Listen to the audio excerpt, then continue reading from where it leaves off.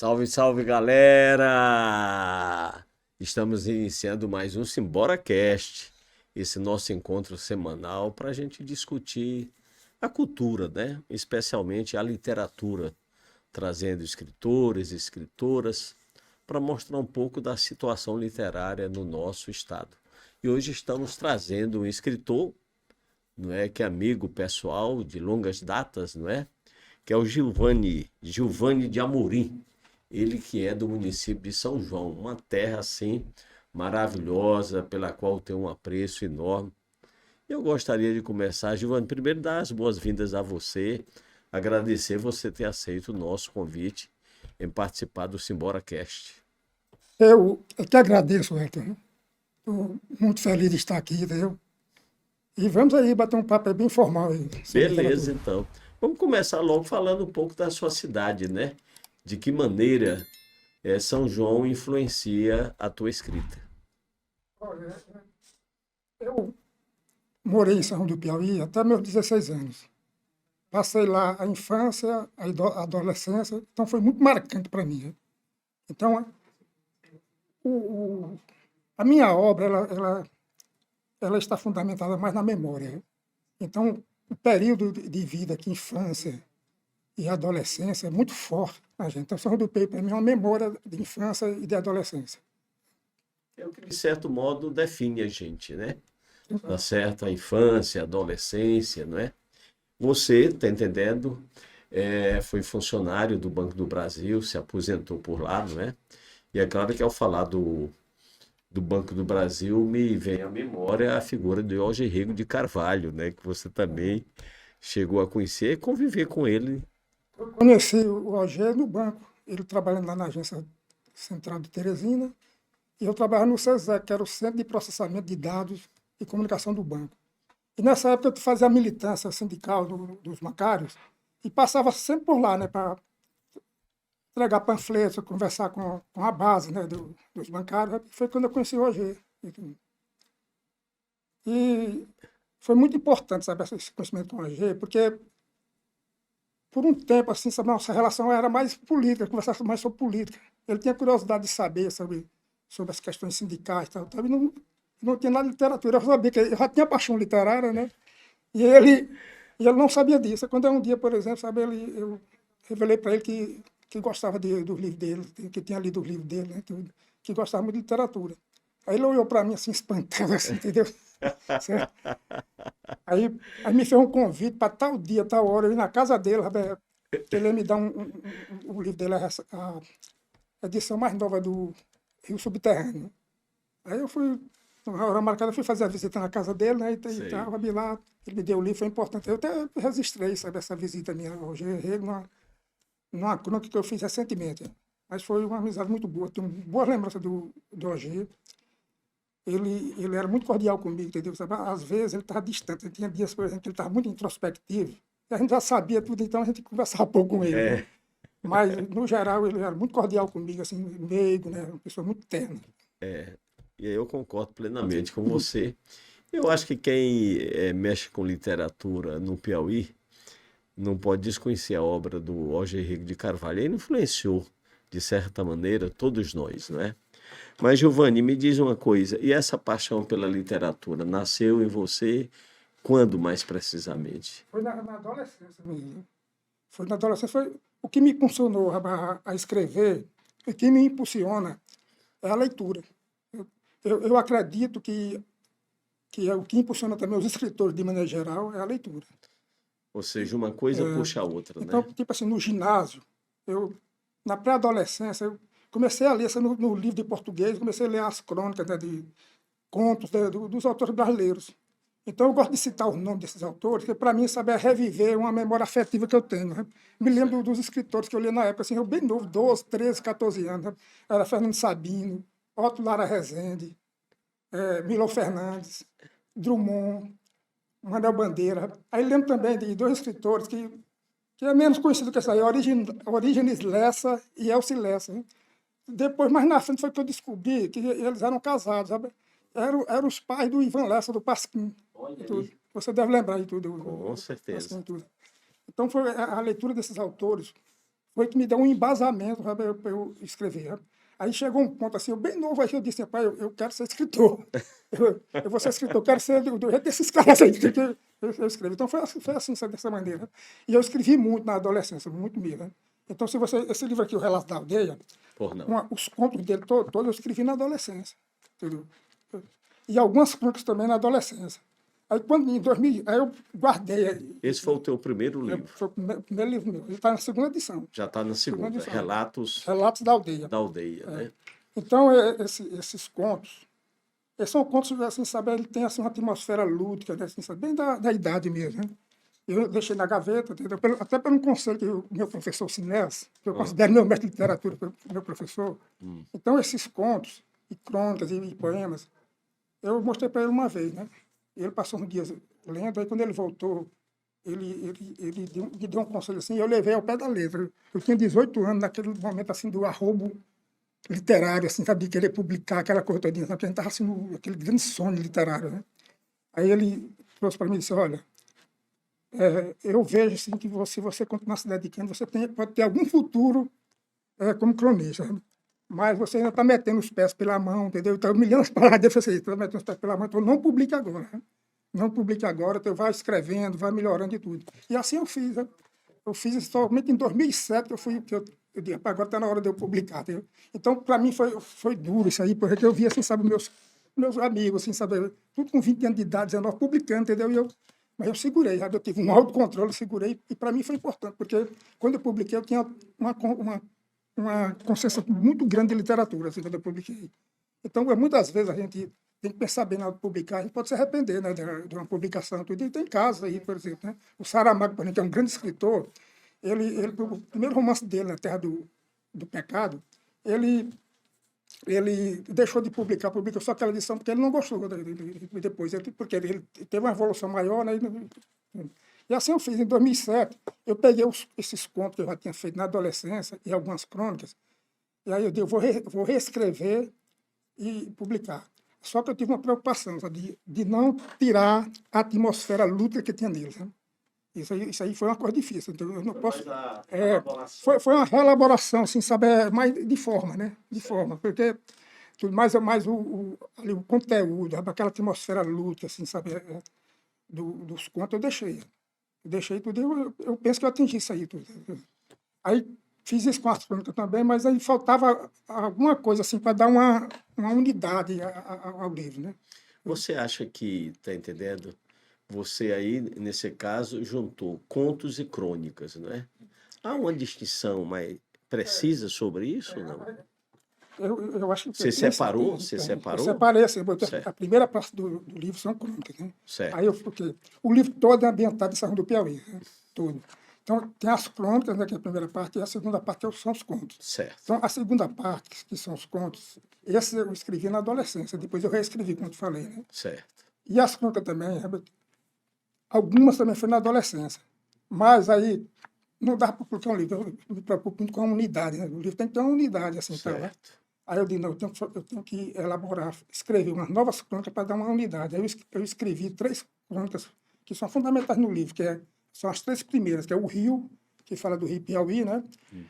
A Fé, que é a fé do povo em São João Batista, que é o padroeiro da cidade, e a Feira, né? Que é o lado social da cidade e tudo. Então, escrevi essas daí, sabe, e outras. Aí, com isso, fechou o livro. Eu publiquei o livro em 2008, né? Com 4 anos, o livro esgotou, 1.000 exemplares, assim, até me surpreendeu, assim, que é difícil.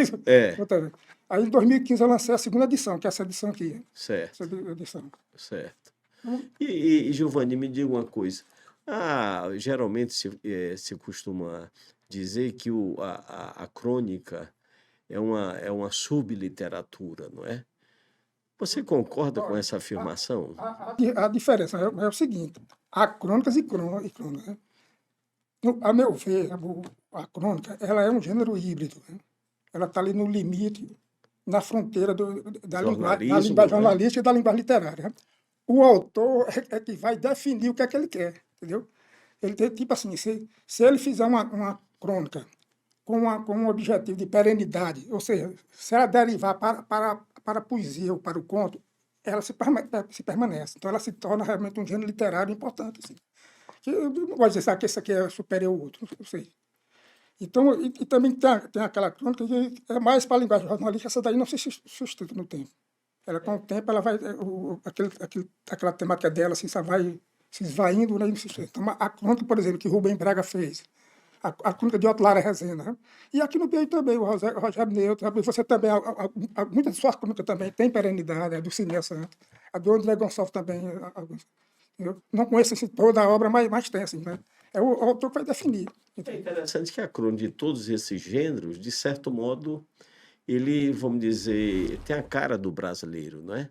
Eu acho que é dos gêneros com o qual o público mais se identifica no Brasil, não é? Ou seja, e tinha uma, vamos dizer, uma quantidade, e tem até hoje, de leitores, né? Primeiro porque eram publicadas em jornais, em revistas, né? E depois que chegavam, vamos dizer, ao volume em si, não é? Então você citou aí, vamos dizer, aquele que é considerado o nosso maior cronista, né? Que é o Rubem Braga, né? Tem um Fernando Sabino, tem um Otto Lara Rezende, né? E que, vamos dizer, são assim extraordinários. Mas mesmo sobre esse, de vez em quando eu escuto, vamos dizer, comentários desabonadores, né? Mesmo, vamos dizer, eles tendo feitas. Essa questão é pelo seguinte, porque a crônica ela não é ficção, né? Então a diferença aí, porque o conto, a novela e o romance é ficção, entendeu? Então eu não gosto de colocar assim, sabe, isso no patamar, a questão é fazer bem feita, né? Se você faz uma crônica com perenidade bem feita, ela se segura como gênero, e tudo, não é coisa menor do jeito nenhum. Então você bebeu nesses grandes cronistas, né? Não. Os grandes escritores brasileiros, eu li e leio, né?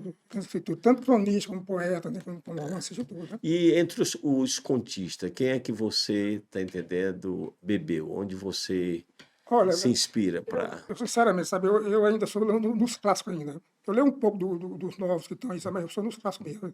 Crônica de Machado de Assis, João do Rio também. Eu estou pegando assim, sabe, cronologicamente, né? Também Graciliano Ramos também, né? Fazer boas crônicas. E contos, né, que tá falando? Contos? Contos. O contos, certo. Os contos. Não, contos, Machado de Assis, Graciliano Ramos, todos eles lá. O Marcos Rebelo também. Você está esquecido desses autores, são contos longos, né? O Guimarães Rosa também, contos longos. E claro, esses mais novos agora, que para mim, são esses da década de 70, 60, Murilo Rubião, tudo, e outros por aí vai. Né? É nessa linha aí, tudo. Beleza, então. Então, esse foi teu primeiro livro, né? Que reúne contos e crônicas. Depois você veio com o quê? Depois eu vi com esse livro de poesia, que esse aí está com você na mão. Que é esse daqui. Você pode até mostrar aqui para a nossa câmera, Ode ao Amor Desvanecido, não é isso? Isso. A Ode ao Amor Desvanecido é um poema longo. Eu escrevi ele em 1990. Então, foi uma situação real que aconteceu comigo, um amor fracassado, um amor fracassado. Eu me desnudei nessa ode, porque eu estava assim, sabe, tipo assim, sabe, sobre aquele efeito de algo apaixonante que tinha se acabado, né? Então, incrível, que eu passei, assim, sabe, um período mais curto, assim, daquele sofrimento da dor da separação, né? Sei. E aí, uma noite, assim, meia-noite, eu fiz essa ode, que é bem longa, assim, fiz num fluxo. Fiz a noite todinha, da meia-noite até 6 da manhã. Né? Eu escrevi assim num jato. Assim, né? Agora é evidente que eu passei alguns dias, né, limando, né? Porque eu sou muito daquela questão de cortar palavras, aquela coisa drumondiana, né? De cortar palavras e tal. Aí me lembrei agora, quando falar de cortar palavras do Drummond, eu lembrei daqueles versos lindos do Drummond, né? Lutar com palavras é a luta mais vã.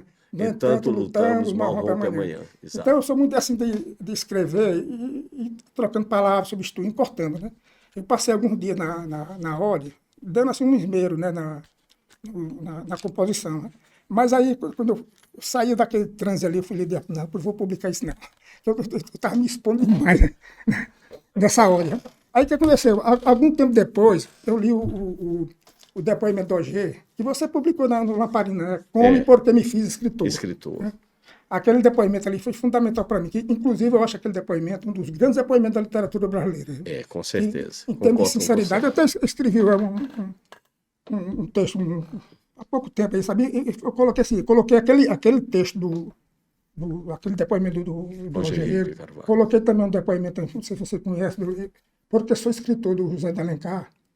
Exatamente. E também as anotações do que o Lima Barreto fez no Manicômio, para escrever um romance, né, que é Anotações para Cemitério dos Vivos. Né? Então, esses 3 textos, para mim, deve ter outros aí que eu não conheço, né? Para mim, são os grandes textos assim, de depoimento pessoal da literatura brasileira. Então, o Drummond, aí lá não, o Roger Rego. Então, eu lendo, assim, sabe, o depoimento do Roger Rego, aí tem um momento lá que ele diz assim, lá na passagem dele seguinte, olha, o escritor não deve ter medo de se expor. Né? O escritor tem que se expor a nu, nem que for para o ridículo. Ele diz, rapaz, essas paradas dele que eu li, eu vou publicar minha ordem. Isso aí me deu agora. Inclusive, as 2 edições, uma foi de 89 e a segunda foi em 94. Eu lembro que eu escrevi um texto sobre o depoimento, então um texto escrito aí foi publicado, né? Aí em 2000 foi em 1990 que eu fiz a ordem, quando eu publiquei o livro em 2008, aí eu coloquei a ordem. Né? Então, a ordem ela é escrita assim, uma composição assim, tradicional, assim, clássica e tudo, né? E ele teve assim, eu tive um impulso pelas 2 obras do Álvaro de Campos, Caetano de Fernando Pessoa, e 2 composições do Mário de Andrade. Né? Então, o Álvaro de Campos é a Ode Triunfal e a Ode Marítima, né? Então, essas ordens aí, sabe? Então, eu aproveitei, assim, eu até coloco, assim, sabe, uma nota antes da ordem, que as interjeições lá, o, foram empregadas por Álvaro de Campos, Fernando Pessoa nessa ordem Marítima e Triunfal, né? Eu uso também na minha ordem. Agora, o temático não tem nada a ver com ele, viu? E 2 poemas do Mário de Andrade, que é um poeta que eu gosto muito, tem a Meditação sobre o TT e a Ode ao Burguês, né? A Meditação sobre o TT é um poema longo, assim, extraordinário. Né? Para mim, do maior da língua portuguesa. Né? Então, eu tipo assim, sabe, eu não digo, não foi inspiração, porque eu não gosto da palavra inspiração, eu gosto de impulso, entendeu? Porque a inspiração parece que é uma entidade que, assim, externa, né? Daqui para chegar externa, entendeu? Eu gosto do impulso. Né? Eu tive aquele impulso de escrever, que o impulso ele vem da mente da gente, ele vem de dentro da gente, né? E a inspiração é uma coisa assim que dá a entender que você é iluminado, tem uma entidade superior que protege, eu não acho nada disso. eu publiquei a ordem, né? Coloquei essa nota aqui, entendeu? Então, é interessante aí da ordem, é porque geralmente uma separação, ela traz traumas, né? Na maioria das vezes. Nem Com certeza. A minha, por exemplo, quando eu escrevi a ordem, rapaz, eu fiquei curado, sarado, acredita? A poesia me salvou. Eu não disse que poesia salva. Então, a ordem, quando ela termina com toda a história que houve, né? Aí, no final, ela termina da forma mais positiva possível, não termina com amargura, entendeu? Ela termina aqui no final, eu vou mostrar para vocês. No primeiro, eu vou mostrar aqui, sabe a epígrafe que eu coloquei, que é do Fernando Pessoa, né? A epígrafe da ordem. Então, aqui é a ordem. A epígrafe é Fernando Pessoa, aspas, né? Tudo o que sonho ou passo, o que me falha ou finda, é como que um terraço sobre outra coisa ainda. Essa coisa que é linda. Entendeu? Então, esse fato na minha vida, esse foi para me aprimorar, tipo assim, para a experiência de vida. Né, tudo. Então, foi muito importante. Ganhei experiência com isso. Sabe? E aqui a epígrafe do Fernando Pessoa diz exatamente isso. Então, o que é lindo, o que vai acontecer, né? Aí, quando eu terminar a ordem, eu deixo a ordem.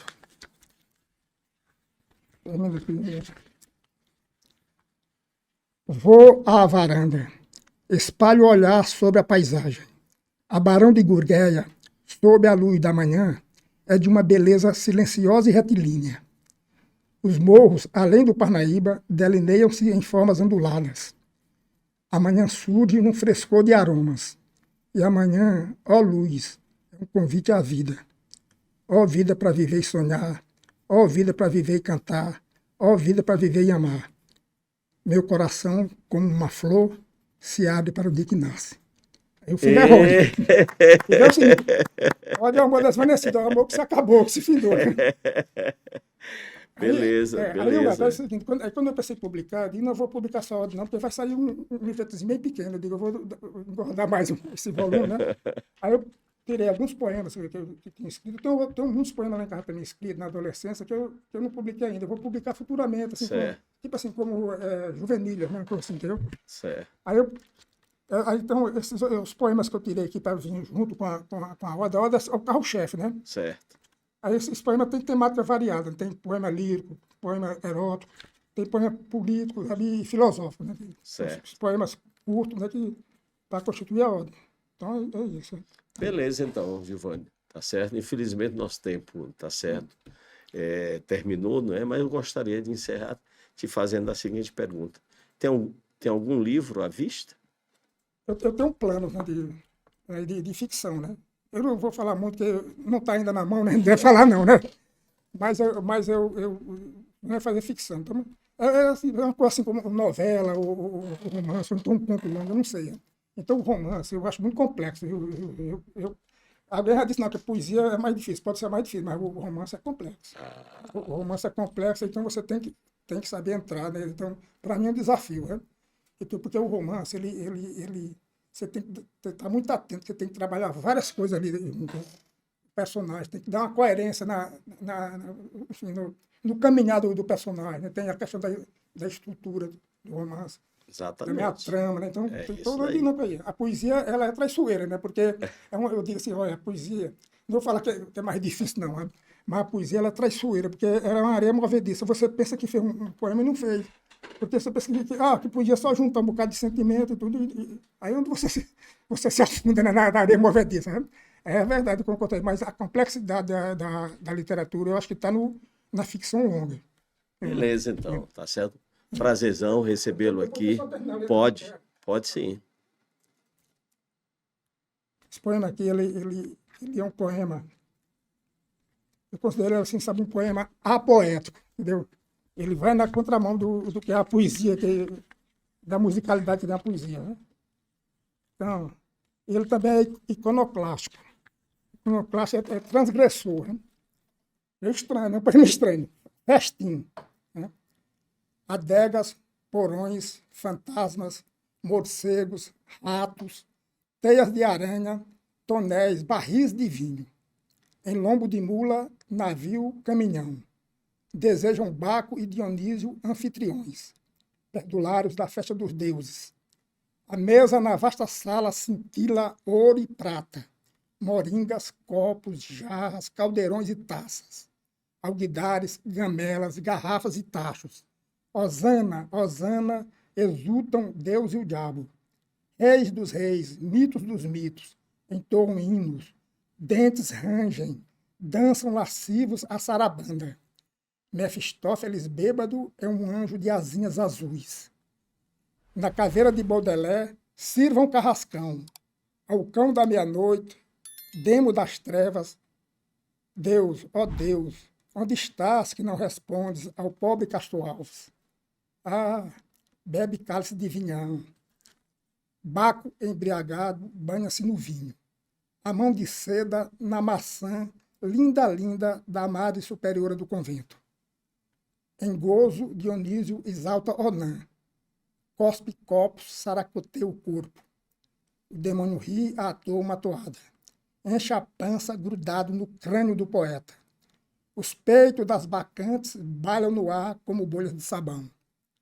Deusas odaliscas deslizam lúbricas no salão.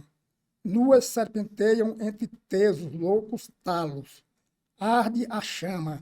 Louca de tesão, Safo aclama a dança. Lúcifer vocifera, uma manada de santos gargalha. O onipotente demais diabinhos sarabandeiam. Entre cortinas e talheres, urram, suspiram, cantam. Evoé, evoé, evoé. Trombeteiam arcanjos e capetas. Os cristais refletem as faces maceradas. Beleza, beleza. Então encerramos aqui mais um Simbora Cast. E até a próxima semana. E obrigado, poeta. Obrigado.